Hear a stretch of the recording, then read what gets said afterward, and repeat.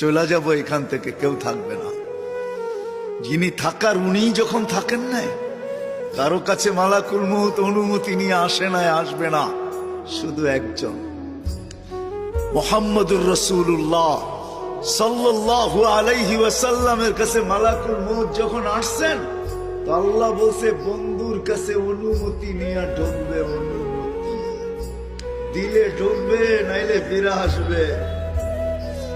বন্ধু আমার, খবর তার অনুমতি ছাড়া যায় গর্জায় ঢুকা যাবে না। আমাদের কারো কাছে অনুমতি নিয়ে আসবে না, ওনার কাছে অনুমতি নিয়ে গেছেন। তারপরও বলছে শোনো, ঢুকার অনুমতি দিলেই কিন্তু হাত রাইখা দিবা না, আবার অনুমতি নিবা, রাখবা কি রাখবা না।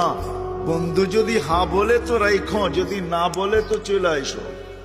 না বন্ধু আমার।